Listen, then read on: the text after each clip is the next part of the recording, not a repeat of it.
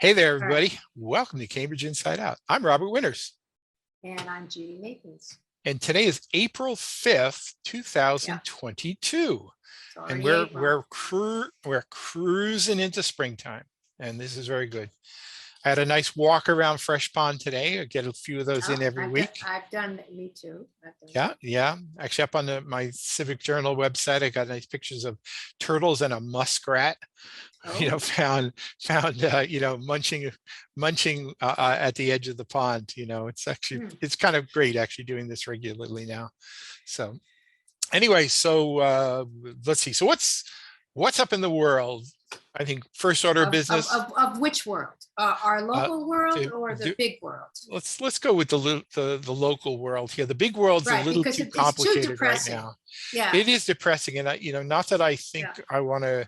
I mean, I'm yeah, not saying I'm proud of this, but honestly, there are times I just have yeah. to turn off the television and No, it's too say, much. it's that old It's just, Irish prayer about knowing the things you can change and can't change, and the wisdom to this know is the like, difference. I mean, in our modern, that we can see civilians slaughtered. It's just, Yeah, but I and don't know what we can do. I wish we could have done something more. right. I mean, sometimes I just have to put my mind elsewhere.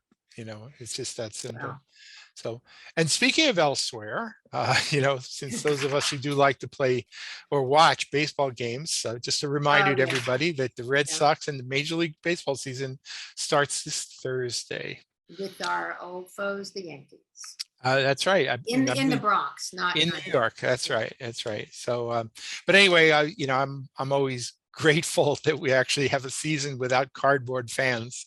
It's funny Yeah, how well, I know you're not into basketball, but the March Madness was fun to watch full I heard it was games for great the come last from 2 weeks. behind win for Kansas. Well, yeah, I mean, they were basically destined to win, and I think if they hadn't lost a certain player at the very, anyway, I wish, they were an 8th seed. It's very unusual to be in the Yeah, Final Four, yeah. 8th seed. So, Okay, so let's go on to local stuff. all All right. right. So I want to say, I don't want to say much about the COVID, but I just want to say one quick Yeah, thing, which is yeah. that don't worry, folks. Everything's just sort of, it's not disappearing.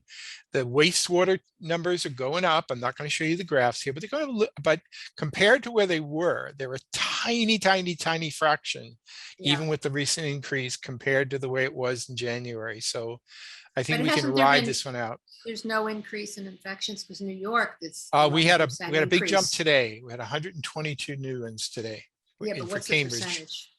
Uh, What percentage well, I is think that? the percentage positive is 1.94%. Yeah, so So that's higher than it no, was last higher time. than it was, but we're not doing too bad. I think we just got to ride this one out, and whether we'll get better. Hopefully, these BA2 variants, it just plays itself out, and everybody stays as vaccinated as you can be, and then we just ride it out. No new fatalities in a while, knock wood. Yeah. But Well, yeah, I don't think it's fatalities anymore. It's more just getting serious infected illness and and stuff. getting over it. But Yeah. yeah, which, Yeah. I So guess if you anyway, don't mind doing that. so I think enough said. Yeah. It's not gone, but it's Carry your mask, whether you want to wear it or not. You should always right. Though carry it a is mask. it's kind of nice to be able to go. Like I had to pop into the water treatment plant at Fresh Pond today, and it's nice you don't have to like scramble around, stick on your mask, and You didn't have to wear one there? Because you have to no, wear one because in the it's a library, I think. public Maybe not. buildings. You don't have to Oh, anymore. you don't have to. Yeah, Yeah, actually, I just, as of yeah, March 28th. So, I guess, so yeah. I mean, just protect yourself in whatever way you feel is best. So, Yeah. it's really that's really what it comes Depends down to. on where it is that I put it on. Yeah, yeah. So, I just want to say a couple of things, and about last night. Yes, actually, it is last night's Cambridge City Council Yeah. meeting. And we've been having some nice short meetings, which is The for last which two have been very short. I'm very Yeah. grateful for that. Quite Very little. honestly, Well, because you know why? Because the public comment is like maybe that'll really drive it into craziness, Yeah. to be sure. But I will admit I have a hard time actually listening to it or watching it live because I get so irritated Yeah. these days, Yeah. at some of the focus of Yeah. things. So I often will just check out the video afterwards and then make my little summaries Well, of what depending on my happened. time, I do that because I just tape it. Yeah. There was one topic that came up. This is kind of a minor thing, I guess, in the great grand scheme of things, but it was a week or two ago. I guess a week ago, maybe 2 weeks ago. There was a story came out of Somerville about Somerville using some new kind of device for dealing with The rat rats. control, rodent Yeah. control. Mhm. And as I've watched over the last 30 years, city councilors apparently they get a lot of their great, wonderful initiatives by reading newspapers. So Yeah. they say, well, Somerville's doing that. Well, how dare they? Don't you know we are the latest, earth-shattering hit out Cambridge, right? So next thing you know, within a week, there was a city council order to look into getting these sort of rat zappers, or I don't know exactly what the technology is. Well, wait, so it's not a poison? I thought it was. No, I think it's I- I think it's they basically uh, they use uh, um, they use a different form of capital punishment. Yeah, but then what happens to the actual rat? What do you do? with it? It's Who actually go into disposes the it? box, it goes, and then it's monitored. So then you have to go basically clear it out, whatever. But it also apparently has a really good track record. So far, in Somerville, they Oh, okay, actually yeah, they reported on that, they right? zapped dozens and dozens of That's right. rats, but It was like but 30 out of 50 or something. They put out right, 50 boxes, but right? It's a you know pilot program there too. right. One of the things that has concerned a lot of people, including me, with when they put out Yeah, rodent bait, is that right, I don't understand why a righteous squirrel or rabbit right. wouldn't eat the Or a same rabbit, yeah. thing that the rat would if it could get to it, Well, and that you might actually end up with other animals that you don't want to kill end okay, up but wait a minute, dying, Robert. Can I or just a say something? bird coming in and eating the Well, poisoned rat. it's more likely that it would be a rabbit or a four-footed thing. But I have to tell you, I was speaking to someone who's pretty sustainable and pretty eco and all that, and she didn't care if a squirrel or a rabbit because they eat her garden. So No, I think one of not my everybody, neighbors. because they're all No, rodents, you know. I know, I Yeah. know, I know. So One of our counselors kept referring to them as our bunnies last night. So, I know, and some apparently people we're not, just don't think well, that yeah, way. I have a neighbor who has a rather sizable garden and grows vegetables who would just Yeah. love to zap the rabbits too. Exactly. So, So I guess it depends, but I mean, it's well taken. It's just, can you explain something to me? So the black boxes that I see now around, especially around where I live, they just have bait that then they bring back to their nest and then they die. Is well, that how that you go works? in there, and They if don't die, and the the black box releases the something bait you is eat, typically has right? like a hole drilled through the bait block. You put it over a little spindle, so the rat's got to be in there to eat it, but it doesn't die immediately. It's a process of that. Wait, are we talking about the news mechanism or the one No, that's no, out no, now? just the ones that you typically see. So That's what I'm this one saying. So here, they, right, they this is actually like die in the this will be box. more They like die the in the old, remember the box. old Roach Motel? Yes, exactly. Roaches go Okay. in, but they don't come out. Okay. So they Right. actually catch them inside. Right. Okay. Yeah, yeah. And so you just monitor it, but apparently this is sort of smart technology. So it probably sends a signal saying, got one, or something like that. So, as long as you've got some people whose job is to sort of monitor them, then you can kind of do it. The good Right. But news is that according to the Somerville information, these particular devices did killed nothing but only, rats. but right. Right. Yeah, They so I didn't have think, well, any. that's Right. to me, that's actually pretty impressive because No, it's true. I didn't know how well you could target something like Right. that. But what about the thing? No one brought this up, and I've heard using something that would stop them even Like birth control. reproducing. Yeah. Yeah, no, What would they've that tried entail? Is that doing, a different kind of? yeah, Yeah. there's different, yeah, I mean, that's a technique that's used for controlling other populations as well, So why? So why don't and they put that in the boxes that they have? they could do that as well. But I think this one here is, I mean, that's good for controlling future growth of rodent Well, I think they population. need to do both, I guess is what I'm Yeah, saying. well, maybe they will, but I thought it was promising, and I just want to let anybody working for the Yeah. city know that I will gladly volunteer my house in my Oh, neighborhood to host one of those boxes. okay. Okay, but let's bring up a good point because John Nardone brought this up, which is, I think he's great at talking about these things. He said, basically, when you look at the whole overall problem, a lot of it is people behavior. It's not That's right. just the rats. No, I mean, people put out their trash. They don't pay attention to their, I mean, he didn't say all that. yeah, We know no, that. no, You know, it's just, it's a cause of serious conflict. I mean, yeah. I don't want to go beat up on Yep. my the property owner next door to me, for example, right now, but you know, Right. the fact is They put it out. they're Yeah. terrible at managing their rubbish, and they never instruct Exactly. their tenants. The tenants are as And bad as that the is a property problem owners. all over the country, the Yeah, city. That is an issue because and my yeah. yard actually is Mhm. ringed with like hardware cloth to like control rodents' ability to get in and out of the yard. I mean, we really Good for go out, you. you know, Yeah. but I still chased one yesterday. You know, they got in there. Well, but if It, you have the proper trash receptacle, if you always check to make sure there's no cracks, yeah, top or bottom, you I don't know. put out trash and, you know, you don't put out food. The big issue The- is when you have food in your trash, it's and going to harborage. attract Harborage is rats. really the biggest thing. Is Yeah, that explain that because that was brought up around the if you, gardens. I mean, What's around harborage? any, I think in almost any neighborhood where you see rats, if you don't have to look too Yeah, hard, and you'll right. find burrows in the front Yes, yards or along the right. foundations of buildings Yes, or yes. behind some lattice work or under a porch Yeah, or whatever. tunnels, right? They're Yeah, going and into, so yeah. there, so you know, it's not hard to note that there are some places where the infestation is there, and so you can live in that neighborhood and you can be great, but then if the person next door is terrible, you got Right, the problem. So it's right, you know, it's right. like an all hands on deck kind of But when you solution is said necessary. harborage, how do you, what is that Just exactly? basically, rats aren't just looking for food; they're also looking for places to sleep and places to make babies. Oh, so they're not, Yeah, so that's what thing about overgrown gardens or yeah, backyards and means it could, oh, I thought right. they like to go underground though, but I didn't know. Okay. Well, they can go underground, but they could also go in the base of a garbage can. And actually, the one thing we had, the issues come up for me because I was the compost guy for so long, Right, was right. that people would say there are rats in the compost. I say if there are rats in the compost, it's, believe me, it's not really because they're looking for high quality food there. Oh, It's they were because hiding? there's a, they no they at the base of some compost Yes, bins, if it's a compost operation that's not used very much, so right. it's basically undisturbed because it's Yeah, essentially abandoned. I Um, see. rats may find, or mice may find their way into there and then basically make a nest. Set up a nest. Yeah. Okay, I didn't realize So that. Okay, that's yeah, interesting. Yeah, rarely did I run into compost bins that were active food sources.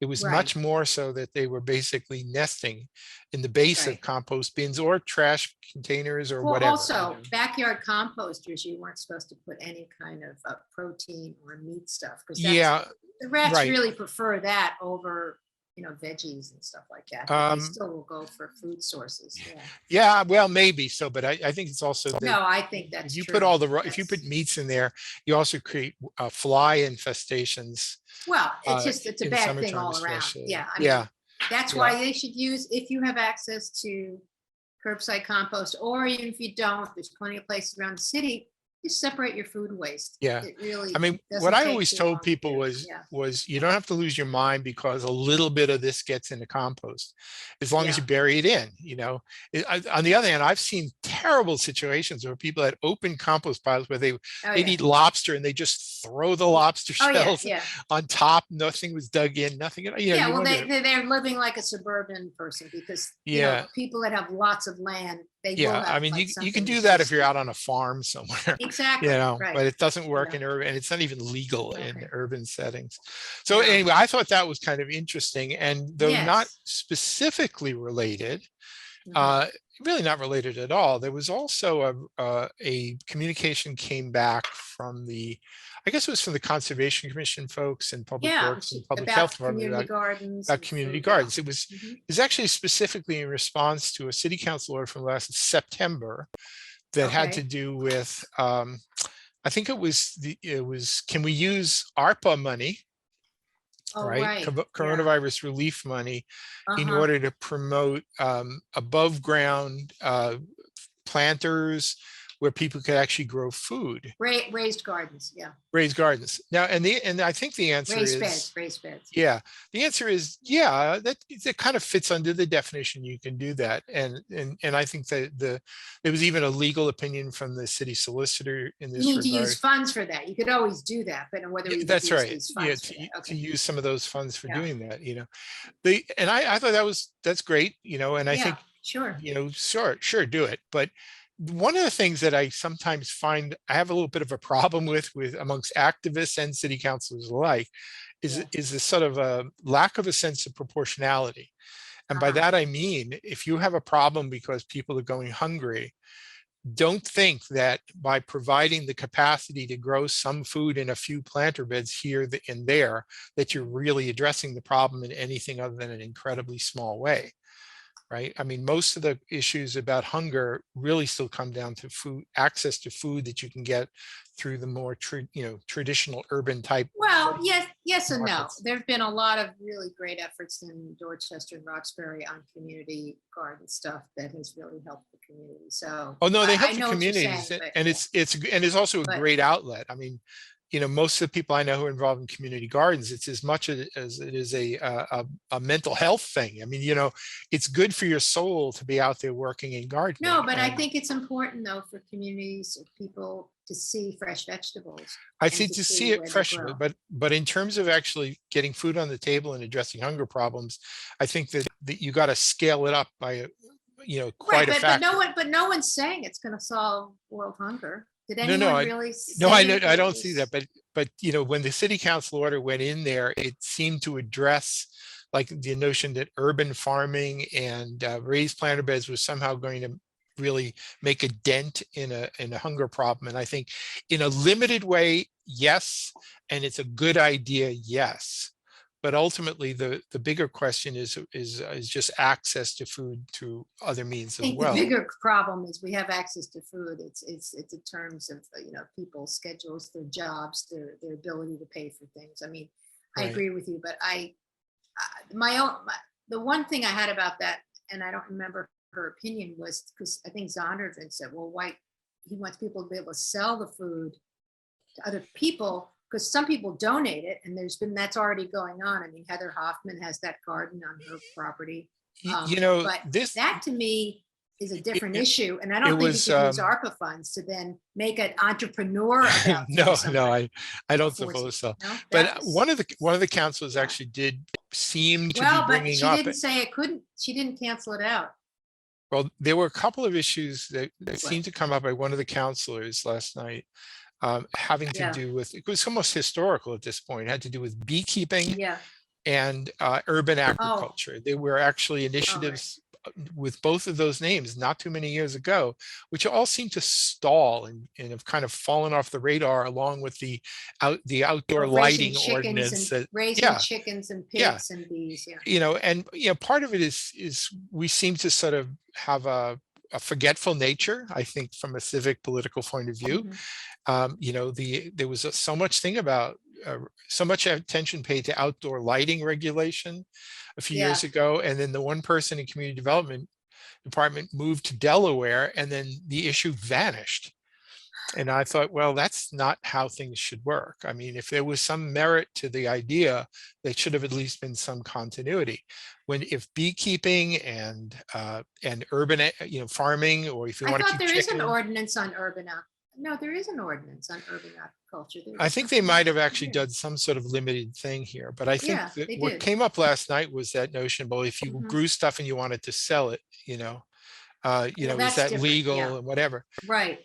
You know, my personal feeling is it's sort of like there ought to be like a limit, and if you're operating under the limit, because it's small scale, you honestly, you ought to be able to sell anything, if you want to just, No, but but I need to say something here because I work a lot, with the gleaners and food for free. You can't, it's one thing to donate food.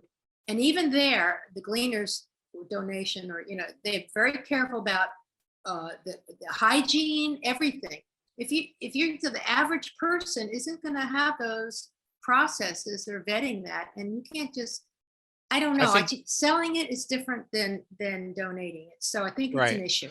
That's all. No, I agree with it's an issue, but I think there ought to be at least a sort of simplified process for allowing small scale stuff too. There's got to be, they're going to have to address it if that's where Right. it's going. Yeah. Right. I mean, it's not like we're producing bathtub gin and selling it out on Broadway, right?